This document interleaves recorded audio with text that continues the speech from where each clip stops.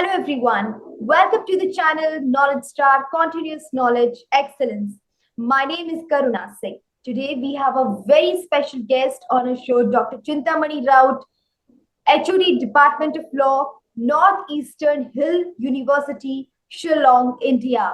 Welcome, Dr. Rout. Thank you, madam. How are you? I'm fine. Everything is fine in Shillong. Okay, can you please tell us something about yourself?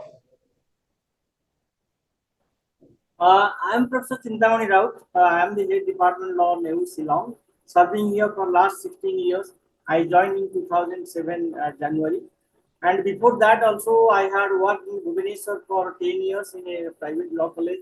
Then I shifted to ICPI University, Dehradun. There also I served 5 years. So almost I have completed 30 years of teaching as a career as a teacher. And now I'm teaching 5 years LLB course and also LLM course and research scholars also we are taking and guiding. I have already guided 5 research scholars who have been already awarded, and other 6 students also pursuing their PhD under my guidance. So this way, I am an academician, and at the same time also I shoulder the responsibility of administrative works also, that I try my best to do it justice to both the academic and also the administration. Thank you, madam, for inviting me for this discussion. Our pleasure, our pleasure. Okay, we will start with the questions now. Okay, so if I talk about the Constitution of India, why is it important for the governments of the country? Really, you see, this country has suffered a lot in the hands of the Mughals as well as the Britishers. And Mughals also ruled also almost 300 years, and the same way the Britishers also ruled. And they made law in their British Parliament. We people could not get the justice from the hand of the people. Then we struggled for, and freedom fighters, they sacrificed their life. And finally, the Mountbatten Plan, when the India got its independence, that Independence Act 1947, that made a provision that we should have a constitution of our own. And in 9th December 1946, our Constituent Assembly started, and we ended in 26th November 1949. So the constitution when was came into force, and that was treated as a Magna Carta of all the fundamental rights we gave, and all these provisions of administration, particularly the functionaries like a prime minister, office of the president, and governors, chief ministers. So all these administrative setup also we made in a very refined and very detailed manner, because our constitutional these makers, the framers, they went abroad, they read many of the constitution like American Constitution, Australian and British Constitution. They find something which is required and necessary for our people, and accordingly they frame the constitution. And I can say it is an excellent piece of the legislation that we have ever got in the soil of the country, and it is a basic norms and ground norms we can say, and it gives almost all functions, all activities, all fundamental rights and everything for the governance. And our country, we run very smoothly as per the constitutional norms, regulations, and sometimes also we go for a change, that is inevitable. But constitution guides in every aspect of including judiciary, also Supreme Court, High Courts, and all the executives and all the legislative bodies, they are functioning under the guidance of the constitution. That's why constitution plays a very important role for governance of the country as well as taking care of the citizens also. Okay. Okay, as today is 26th November, and as we know very well that 26th of November is celebrated as the Constitution Day. So why is it celebrated? You see that we people of India, we promised and we got this constitution with a big words that we the people of India have been solemnly resolved to constitute India into a sovereign, socialist, secular, democratic republic. And this day we are waiting very eagerly, because when we started, as I told, Dr. Rajendra Prasad was the chairman of the drafting committee, and he presided very excellently, and he guided to all these committees that worked for almost 3 years, as I told.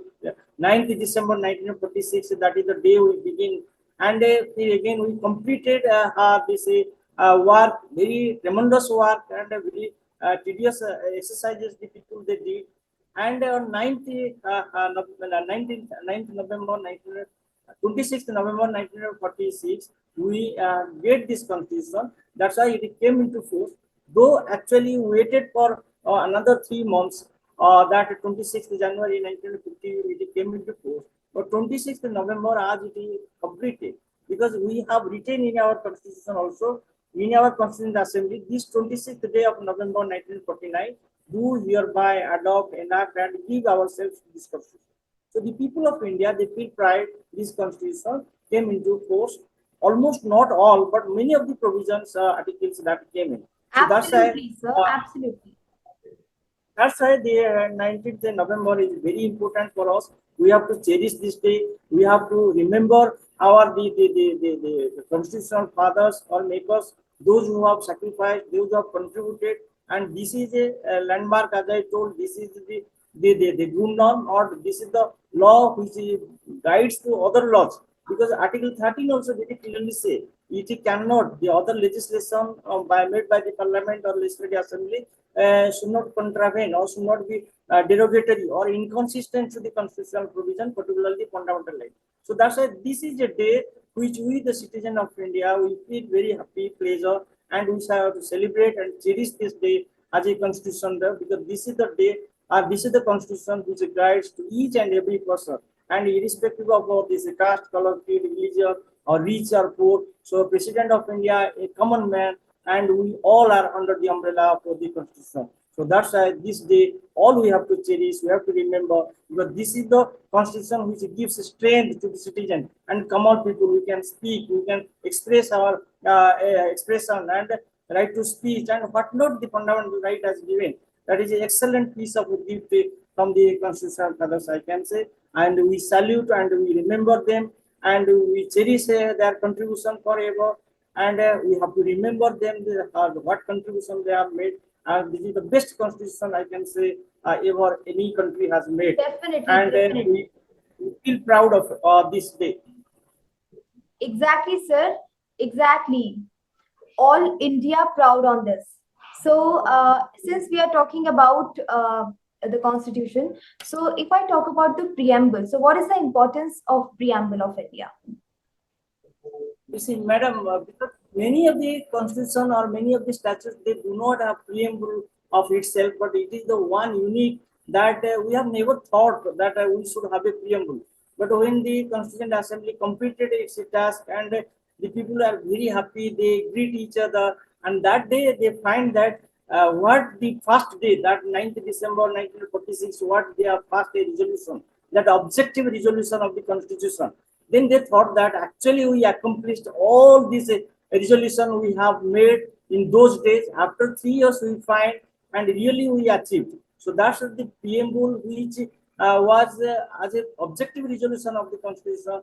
That was kept as a preamble or the first preface of the Constitution, which gives every cherished goals of the Constitution for makers, and it really says that what is the source of the Constitution, and the preamble really says it is with the people, it is by the people, it is for the people that we made. And in the last language, we say it is enacted by the people and we give ourselves. And this most important thing that till 1960 also, in a very case, one of the case that when India and Pakistan, their prime minister decided this part will go to this, that the case was filed in Supreme Court, and 7 judges were there. So finally they decided that preamble is not a part of the constitution, very unfortunately. But by the growth of the time, by the grace of the time, when this Kesavananda Bharati case came versus Union of India in 1973, that these judges they decided no, preamble is a part of the constitution. We cannot ignore. We find all the inspiration from the preamble, and preamble gives the guidelines for the governance, and preamble also gives the right to the citizens. What sort of rights they have to get? Equality and fraternity, justice, liberty. So these are the very strong words that has been implanted in the preamble. And though we have a fundamental right which later on they describe, but they what sort of constitution we got? So we got a sovereign constitution, and we got a democratic, we got a republic, and also we added two more words in 1976 in by 42nd Amendment that we are secular also, we are socialistic also, and we are not unity, and we have integrity also. So this way, the preamble is a very, very important, and it gives immense meaning to all the people of the and court also. Court finally. So it is a part of the constitution. Whenever any part has to be interpreted, and this preamble cannot be ignored. Preamble has to be seen. What the objective? What is the highlight? And what is the spirit of the constitution? And what is the source? Source is the people. It is not a borrowed constitution. Though some of the British constitution professors they criticize, but it is really the hard work that our people put it. Lot of deliberation, and even a lot of invitation was there from the public. Public suggested, and lot of committees were worked. So that's why preamble is a very excellent part, and we have to always remember the words. Words, particularly the first page, it reflects we the people of India. That is a very bold, very courageous step that our constitutional fathers they take, and finally we cherish it and we say this is our constitution, these are the governments we have kept, these are the rights we have kept. So these are the principles, particularly fraternity, irrespective of our community, caste, and we are brotherhood. We cherish a very fellow feeling, goodwill, and cooperation. That's why our country is strengthened, and we can fight against, and we are supreme. No more the foreigners, no more other country is ruling over. So that's why we promise and we reflect all these feelings. Entire constitution you may not go, but if you read preamble and you get all the ideas, the spirits of the constitution, even you don't read all the articles, all the parts, all the schedules. So that's why preamble is excellent one. And thanks to the Kesananda Bharati case, whereby the Supreme Court admitted this is a part of the constitution we cannot ignore. Like the other parts of the constitution, preamble is also a part of the constitution. Yes. Thank you. Yes. Okay. As we are talking about the constitution, we have talked about the preamble of India. So how can we forget the fundamental rights, right? So what is the importance of fundamental rights and why they are important for the citizens of India? In a very nutshell, if we say fundamental rights means is a fundamental by nature, and we have other rights, no doubt. We have constitutional right, we have legal rights, we have civil rights, and there are many more rights we have. But when we go to the part 3 of the constitution, and we see there is a fundamental right chapter, it begins from article 12 to 35, and we see 6 fundamental rights are there. Why it is fundamental? Fundamental by nature, because it is a right which a citizen of country enjoys, and sometimes alien also under article 14 and 21. So the citizens and other aliens also enjoy. So that's why this right is very precious, because it is against the state, and the state has also been defined under the concept of article 12 also. State is a central government, state is a state government, state is executive, state is a state is judiciary, state is a local body. Wait. Are you worried about your project, training, dissertation, internship? Don't think too much, because Nanoscience and Technology Consortium, in short NSTC, is giving you a golden opportunity to do the same tasks. NSTC also conducts workshop on amazing topics. So if you want to register in the workshop, the registration link is given in the description box below, or you may go to the website www.nanoschool.in, where you can easily enroll in the workshops. So just check it out right now. State is also any other authorities. So that by it is an excellent right and a very important right the citizen enjoys under the constitution.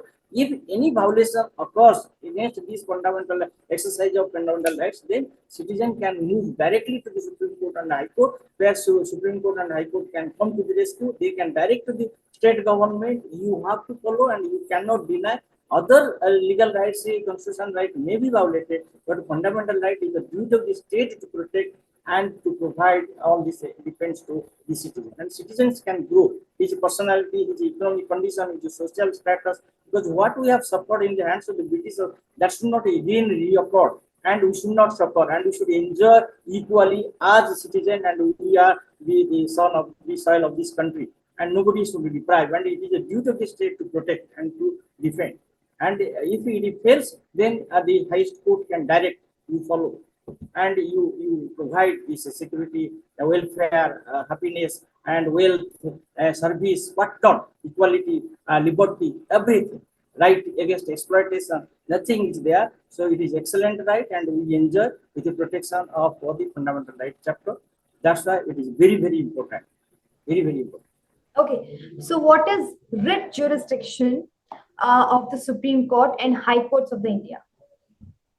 Yes, you see, because when the constitution came into force and thereby we discussed the fundamental rights, we gave the right to equality, right to freedom, right to personal life and liberty, right against exploitation, right to culture and education, and right to religion. So thereby we find that the state is very powerful and authority is there. The executive is excessive always. Legislators are also sometimes want to take away the fundamental right by the name of the amendments also. So, in the protection also, in the protection of the public liberty, sovereignty, morality. So that way, so it may injure the right of the citizens. So finally, under Article 32, the Constitution fathers they thought that this should be the heart and soul. This should be the important right, along with the other fundamental rights, right to constitutional remedies. If the remedy is not there, so what is the giving of these rights? Right to equality can be taken away, right to freedom can be taken away, liberty will not be available, personal liberty can be violated. So, right against constitutional liberty, the most important right in those days, Article 32. Later on, 21 took place of Article 32, that becomes the heart and soul of the Constitution. But 32 has its role because 32 says that any violation against the citizen's right, citizen can go to this Supreme Court High Court. But generally, Supreme Court has no original jurisdiction. A citizen can go directly file a case. But under the writ, that he can apply either to the High Court or Supreme Court. 226 article is available to the citizens to going to the states and to the High Court also, because that is close and nearer to. But Supreme Court is far away from the citizens. They sometimes go. So that's why 32 says some writs are there where Supreme Court will see whether the fundamental right really exercised by the state or not, or whether there is an infringement. Because habeas corpus, for example, you see that is a Latin term, but habeas corpus means it is a body should be brought to the court. Because sometimes illegal arrests are being taken place, detention take place, and the person who is arrested, he never submitted to before the magistrate within 24 hours what the rule says, Article 20. But that's why if a person brings the notice of the Supreme Court under Article 32, sir, I have been arrested, or my relative been arrested, and he has not been produced before the magistrate. So Supreme Court can give direction to that extent. So you bring the body to me, then you talk. So habeas corpus, certiorari, quo warranto, mandamus, and prohibition, these are the reads very, very important, which really protects the fundamental rights of the citizens. So the writ jurisdiction is very excellent, and citizens get relief. And the Supreme Court and High Court, they allow and they instruct the states. And many of the occasions, secretaries have been fined, imposed jail also, punishment, violating this exercise direction of the Supreme Court and High Court, not exercising the fundamental. So the writ jurisdiction is very important. All right. So a message which you want to give to the students who are pursuing the law? I welcome all the citizens, particularly in general, and particularly to the students of the law stream, those who are pursuing, those who have taken this course. Please read it very seriously. It is an excellent course, and it is a professional course. You can be a lawyer throughout your life. You can be a judge also, and what not position you can go. So whether you are president or prime minister, law degree is very essential. And being a lawyer, so you defend and you protect the citizen, and the justice delivery system really occurs to judges and these lawyers. So they are the two sides of the coin, and they are officers of the court. Their duty is to give justice to each and every person. Particularly nowadays, the Department of Law and Justice, they are also promoting through pro bono lawyering and legal aid clinic, legal care and support center. And the students of our law department or legal institution, they should take it a very sportively. And students lawyers also, Bar Council of India also promotes and giving opportunity to participate in the moot court competition also. Many inter-college competitions are there. So students should participate in a moot court competition. Students should participate in a legal aid clinics.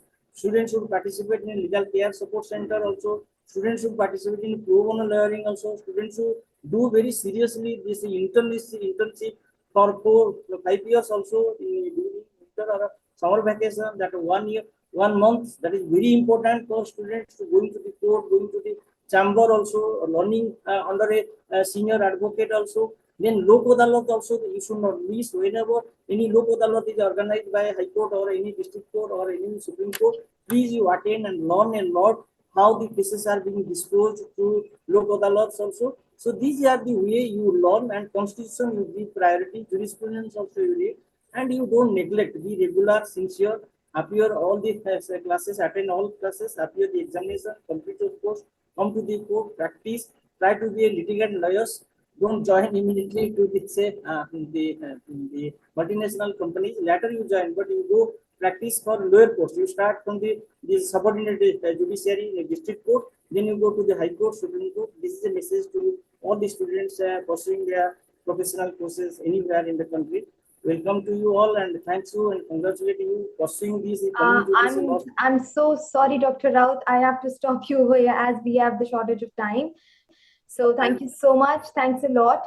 And thanks for this wonderful interaction.